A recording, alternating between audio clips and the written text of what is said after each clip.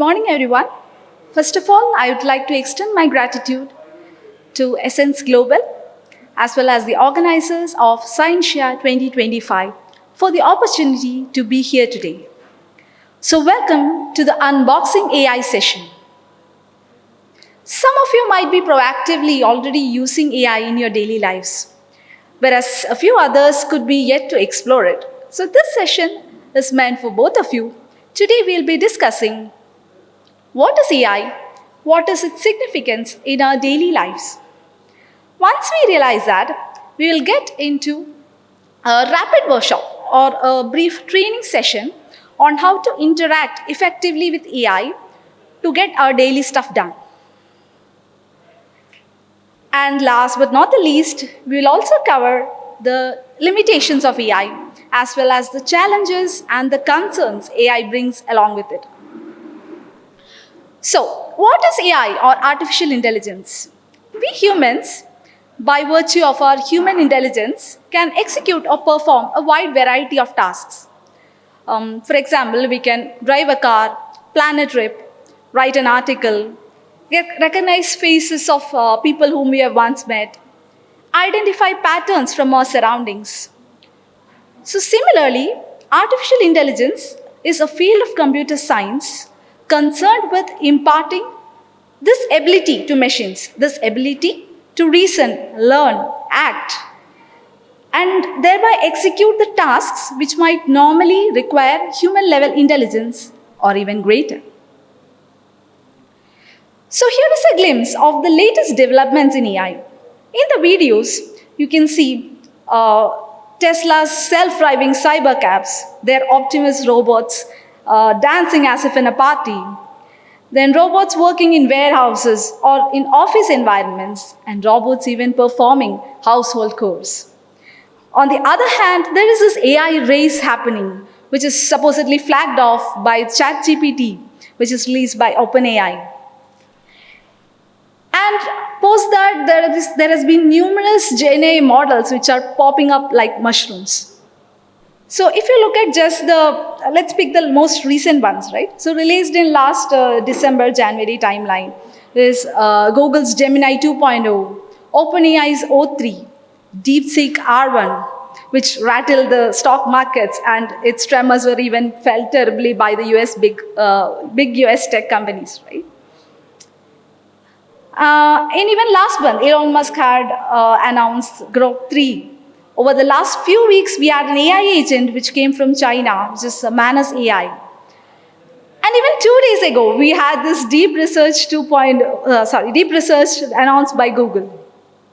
So the saga keeps on going. So seeing all these robots, if you're getting a feel that AI is still a futuristic phenomenon, let us take examples from our daily lives.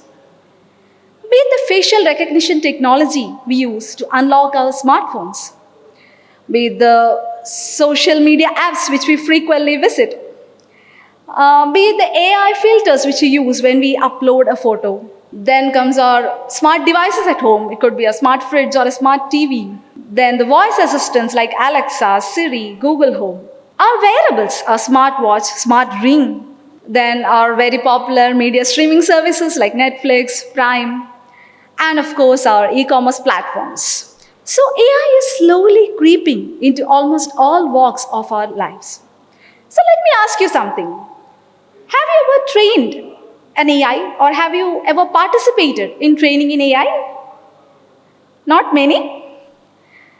Okay, let me rephrase this question. Have you ever driven a car by using Google Maps? Or have you ever entered a CAPTCHA while, say, booking a ticket? Have you ever tagged somebody in a Facebook photo? Have you carefully picked the cells which are containing, say, zebra crossings or traffic lights? Or at least, have you ever searched something on Google? So if you have done any one of these, then you have been part of training in AI, knowingly or unknowingly. So there's a saying, right? There are no free lunches. So if you are not paying for the product, you are the product. So now in the backdrop of this information, this thought may cross your mind. If AI is so omnipresent in our lives, why all the hype now? Why do we need a special unboxing AI session? So very reasonable query, right? So artificial intelligence is not a recently viral concept which has dawned upon us. In fact, the field has been around for at least a few decades. The term artificial intelligence was coined in 1950s. So why the hype now? If you do a simple search on AI or search for AI on YouTube, you can see new AI videos popping up almost every other day, new milestones, debates, interviews. That took from pioneers like Elon Musk, Bill Gates, Google DeepMind CEO Demis Hassabis. Then we have NVIDIA CEO Jensen Huang, even the Nobel Prize winner Geoffrey Hinton. So the top minds in AI, why are they taking their time off their schedules? What are they discussing? What has changed? So to comprehend this fully or to absorb this fully, we need to glance a bit through the history of computer science. Specifically, we need to focus on how we used to interact with machines. So in the earlier times, any interaction, even to get a silly thing such as adding two numbers, to get it done, you needed to have solid computer science fundamentals. So you might be aware that computers can, at their very core, can understand only zeros and ones, right? So we used to enter these numbers, just to add two numbers, we had to enter the zeros and ones in the punch cards. So later on came assembly languages, then high-level languages, which you might be familiar with, that C, C++, Fortran, Java, and the likes. So in spite of these, to get any task done by computers, we need to have some knowledge of computer science fundamentals or at least coding. Now, machines leveled up their game and came one step closer to understanding human language with the advent of voice assistants like Alexa or Siri. So you just need to ask, Alexa, what is 2 plus 3, right? Still, there are limitations. You cannot ask Alexa to, say, plan a trip to Delhi, right? So this is where the new generative AI models have entered the field, and they are like the blockbuster in the AI industry now. So what are generative AI models? We've already explained what AI is. Now, generative AI is a subset of AI, artificial intelligence. At the core of the popular models lie transformers. So what are these transformers? They are nothing but artificial neural networks, which are modeled after the human brain anatomy. So just like the neurons in our brain communicate with each other using electrical and chemical signals, the artificial neurons in these artificial neural networks communicate by way of numbers. So there is a flow of numbers which occur during the training as well as the inference process. So this is how they store all this data, or they learn all the data. Now, what can these generative AI models do? The name says it all, generative AI. That means it can generate new forms of content. It could be text, code, image, audio, video. So all forms of contents are supported. For instance, you could ask the Gemini model to suggest Valentine's Day gifts for your free-thinker boyfriend. So you can see it coming up with suggestions like T-shirts with critical thinking captions, or books by Carl Sagan or Richard Dawkins. Right? Similarly, you can create images with these models. You could make use of models like DALL-E, Midjourney, and even latest model released by Grok 2, I think it's called Aurora, the Grok 2 image generator model. And you can get creative. You can have a selfie created by Ganji or Bill Gates playing Holly. So yeah, imagination is the limit. And not limited to images, we can also artificially create videos. So these two videos are not taken from my Insta feed. The top one is generated by the Veo2 model of Google, and the second one is generated by OpenAI's Sora model. So no matter if you want a perfect breakfast scene in the backdrop of a beautiful sunrise, or a pirate ship battle happening in a steamy, stormy teacup. So like I said before, imagination is your limit. So you must have noticed a small amount of text which is written alongside each video. So this is called prompt. Prompt is whatever we have given as the input to the model to artificially create these videos.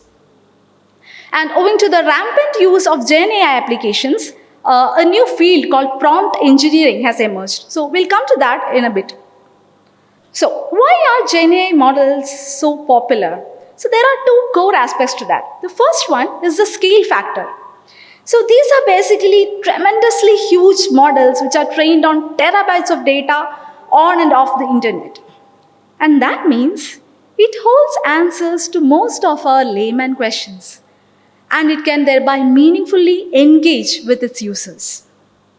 And the second one is instruction tuning. So this is related to the natural language understanding capability. So in the traditional AI systems, if you take for example the YouTube's video recommendation system, you cannot ask it to add two numbers, right? So with these Gen AI models, they are more of general purpose. With the same model, they can understand your natural language query and the set of instructions you provide. So this is technically known as instruction tuning or prompt tuning. This means using a single AI model, you can write a story, you can write some code, you can draw a picture, and you can even create music. You don't need to know computer science, you don't need to know coding. So no wonder it's so popular, right? Even when ChatGPT was released, it reached a user base of 1 million users within just 5 days. So this is a pretty commendable feat considering Instagram took 75 days or Twitter took even 2 years. Today, ChatGPT has an estimated 100 million active users. So this implies we are standing at the beginning of a new era in AI. We are standing at the nascent stages of a new wave in AI. So now that AI is slowly entering into our worlds, let us also adapt and get trained on how to interact effectively and efficiently with AI to get our desired roles and get our desired goals and results. So this newly emerged field is called prompt engineering.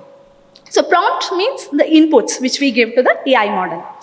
So let us look at a few examples to understand the tips and tricks of prompt engineering.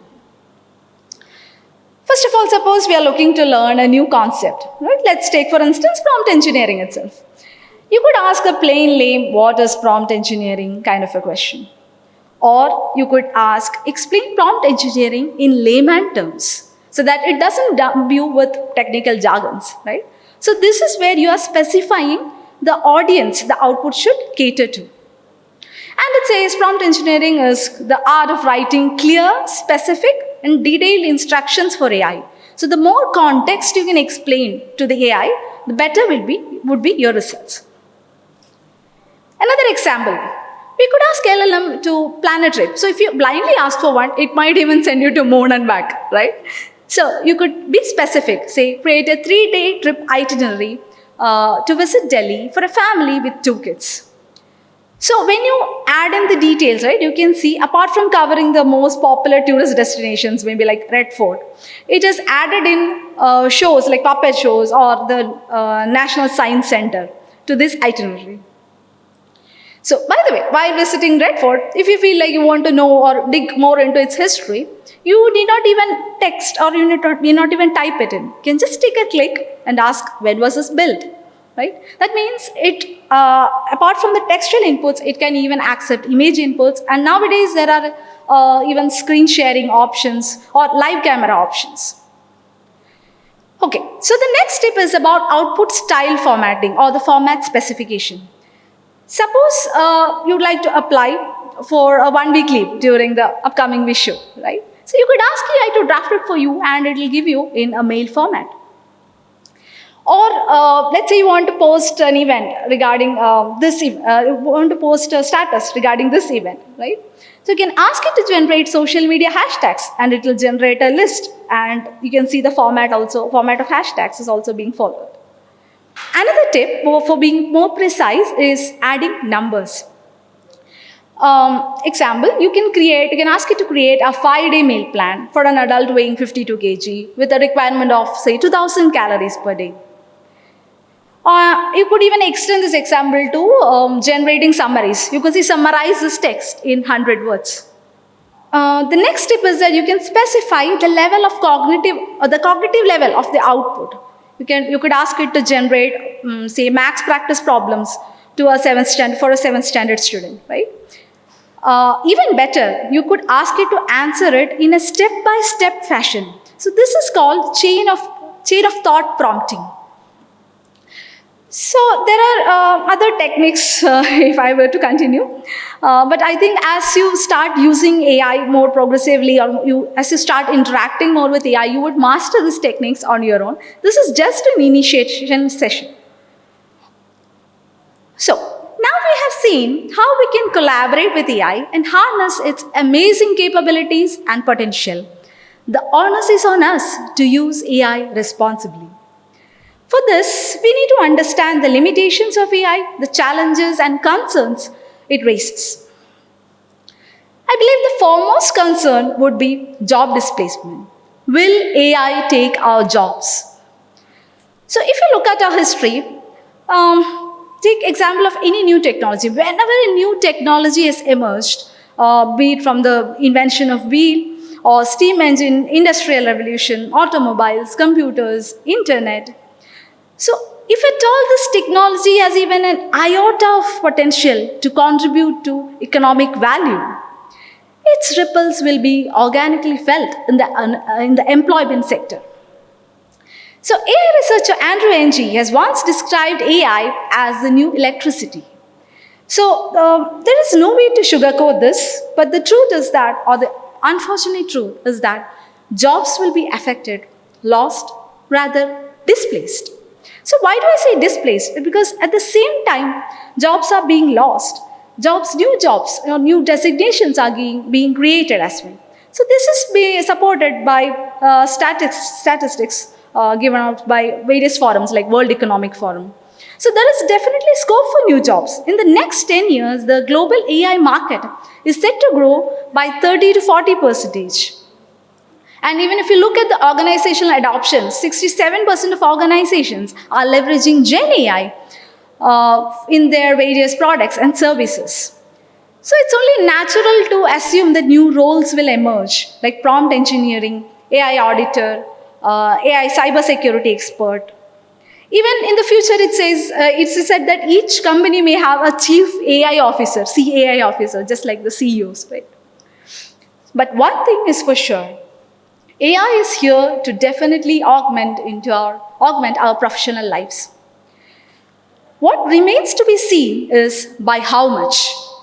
There are reports by the likes of Goldman Sachs or McKinsey that AI would affect from 20% to even 40 to 50% of our work. That too, they have segregated which categories are at the higher risk segments. Say like telemarketers, customer care associates, administrative positions, banking, legal research, test engineers.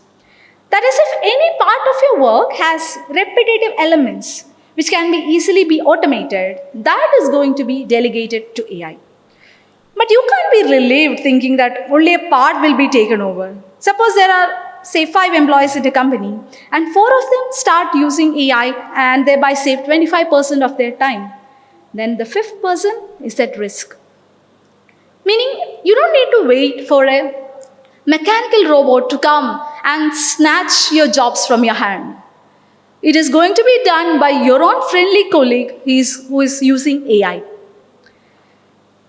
So recently there has been a survey conducted by Microsoft and LinkedIn. It's called Work Trend Index Survey 2024. And in it is said that 66% of leaders would not hire someone with AI skills. So what can we do? Our only way forward is upskill and reskill. So if you have been driving horse carts before, when the automobiles or the cars came, you need to upskill. That means you need to start learning how to drive cars. Or at least you need to reskill.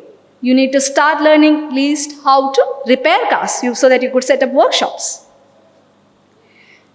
So another prominent shortcoming of AI is misinformation and misuse.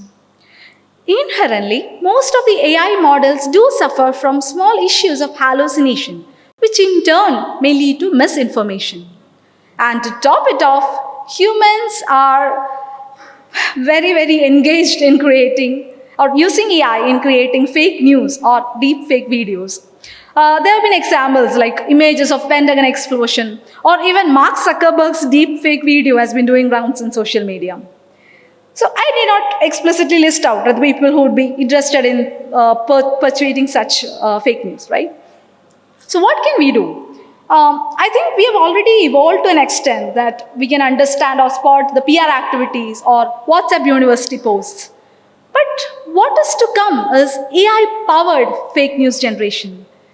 So we need to move from a cognitive surplus to handling cognitive abundance.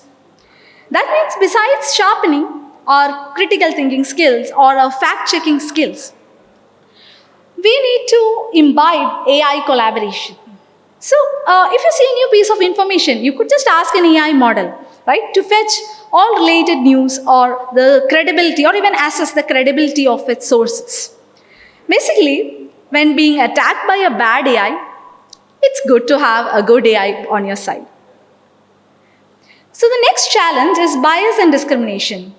Bias means an unfair inclination or prejudice towards a certain group, right? So AI models may also exhibit this bias because of the data it learns from. You can't blame it on the model outright, right? Because say, for example, you ask it to generate images of a manager, you can see that AI generates more images of males, right? Whereas, if you slightly tweak and ask it to generate images of a compassionate manager, it starts bringing in female images as well, right?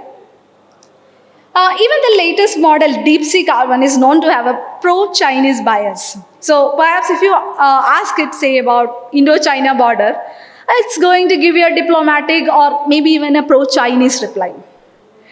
So we need to be careful. We need to correct for these biases when we are using or consuming AI outputs. So next come ethical and legal aspects. Regarding the policies of using AI or using AI-generated content, there is terrible lack of clarity, certainty, and even guidance, both in private sector as well as government sectors. So if your usage involves these parties, you need to be mindful of issues like privacy, security, and even copyright issues. So this paves way to our next challenge, AI safety. Will AI conquer humans? You might have seen this as titles coming up in most of the YouTube videos, right? So the possibilities are not minimal. Even the godfather of AI, Geoffrey Hinton, has opined that this possibility ranges from a 10 to 20%. But I think that is not what our actual worry should be. Because before AI evolves on itself to conquer humans, we should be fearful of humans using AI. So there was a public risk statement or an open letter signed by pioneers in the AI industry like Bill Gates, Geoffrey Hinton, Elon Musk. So in this letter, AI is being compared to pandemics and nuclear war. Does that sound a bit exaggerated? No. Actually, things are much more serious. Recently, you must have read that Google has taken a U-turn on its policy on military AI and use of their algorithms in surveillance. Even OpenAI or Anthropic, that is a lab from which Claude AI has been born. So even these companies are reported to have deals with defense contractors. So it is imperative to have an impartial third-party regulatory body, just like we have International Atomic Energy Council. So overall, the AI is somewhat like a discovery of fire, right? So be it the flame in your gas stove or be it the spark in your engines, human progress is, if this fire is inevitable to human progress. But it is the same spark which can set off wildfires or even explosions. So just like fire, we need to learn to tame AI and use it responsibly. So despite these challenges and concerns, AI is a very powerful tool. All the more because now AI can comfortably comprehend natural human language. Now the distance between AI and a common man is just a click. So you have this vast repository of efficiently accessible knowledge, which is just a click away, just a query away. So why not integrate it into your journey of your personal as well as professional growth? So AI is, to sum up, it's almost like a superhuman power, right? Which is delivered right to your doorstep. And if you're unboxing it, while you delightfully enjoy the efficiency and convenience of AI, you should also be mindful of the social and ethical repercussions. So, urging everyone to a progressive but responsible use of AI in your lives, I conclude. Thank you.